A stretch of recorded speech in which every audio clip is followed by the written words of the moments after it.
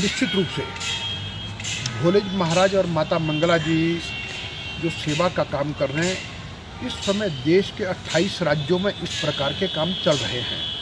अभी गत दिनों ही उन्होंने मथुरा में एक 250 करोड़ रुपए का इसी प्रकार का एक अस्पताल बनाने का कार्य प्रारंभ किया है। और अभी उत्तराखंड सरकार के साथ मिलकर के लगभग 14 नए अस्पतालों का निर्माण कार्य चल रहा है। और अभी जो पहले का अस्पताल उनके चल रहे हैं, लेकर 250 बेडेड का सतपुली में चलता है और एक बहुत बड़ा आई हॉस्पिटल है, और उन सब जगह पर गरीबों का निःशुल्क इलाज किया जाता है। तो निश्चित रूप से हिमाचल प्रदेश में जब हंस कल्चर सेंटर और हंस फाउंडेशन ने काम प्रारंभ किया तो हम देवभूमि के लोग हैं, हमको आशीर्वाद मिला, यहाँ से कार्य प्रारंभ हुआ है और हिमाचल के दूसरे जगह में जहाँ पर आवश्यकता है वहाँ भी करेंगे। और अभी आपकी जानकारी के लिए मैं एक बात बताना चाहूँगा कि मोबाइल मेडिकल यूनिट्स पूरे हिमाचल प्रदेश को 44 देने की बात कही है, जिसमें से 15 आ चुकी हैं। और उन सब की सब यानी एम्बुलेंसेज में MBBS डॉक्टर है, लैब टेक्नीशियन है, फार्मासिस्ट है और लगभग 40 तरह के टेस्ट उसी गाड़ी में होते। चलते फिरते अस्पताल, वो भी जून के आखिर तक। अन्य जो 25 एम्बुलेंस वो भी आने वाली है। और कुल्लू ज़िला में अभी पहले चरण में तो बंजार ब्लॉक और नगर ब्लॉक को लिया गया था। और पिछले कल के कार्यक्रम में हमने उनसे यानी निवेदन किया कि यहाँ के जो 4 ब्लॉक हैं, जिसमें कुल्लू ब्लॉक आता है, भुंतर ब्लॉक आता है, आनी का है, निर्मंड का है, उन 4 ब्लॉक में भी इस प्रकार की जो एम्बुलेंस वो दी जाए, उसको उन्होंने सहमति प्रदान की है। और हिमाचल प्रदेश में 10 यानी डायलिसिस सेंटर खोले गए हैं।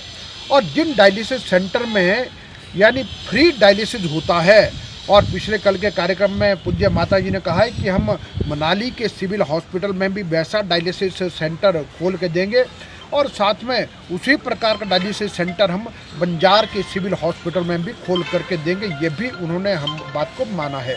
तो इसलिए ये तो कुल्लू का कार्यक्रम था यहाँ पर, लेकिन जहाँ जहाँ पर जो आवश्यकता होगी तो और शिक्षा स्वास्थ्य के क्षेत्र में और भी अनेक प्रकार के प्रकल्पों को प्रारंभ करेंगे। कुछ बातें तो माननीय मुख्यमंत्री जी ने घोषणा की है, उनको तो भी मैं यानी उनका बहुत धन्यवाद करना चाहूँगा।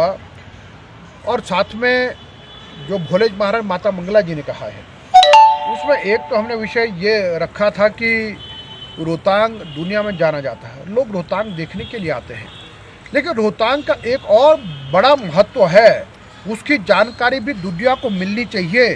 वो व्यास ऋषि जी का स्थान है, वह व्यास ऋषि जी का मंदिर है, और वहाँ पर व्यास ऋषि जी की भव्य प्रतिमा बने, और जिस प्रतिमा को देखने के लिए दुनिया के लोग आए, ताकि धार्मिक पर्यटन भी बढ़े। और माननीय मुख्यमंत्री जयराम ठाकुर जी ने जो बात कही, उस बात में बहुत दम है। उन्होंने कहा कि अटल टनल बनने से पहले बहुत से लोग अब अटल टनल से होकर के जाएंगे, लेकिन रोहतांग का महत्व समाप्त नहीं होना चाहिए, रोहतांग का महत्व भी बना रहे।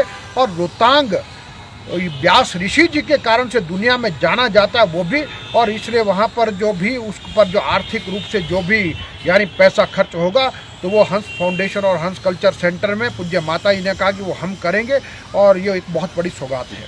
और अगला ये कहा कि मनाली के वन विहार में लाइट एंड साउंड शो होना चाहिए मनु जी के ऊपर, हडिम्बा माता के ऊपर, तो उस पर जितनी धनराशि खर्च होगी उसके लिए कहा है।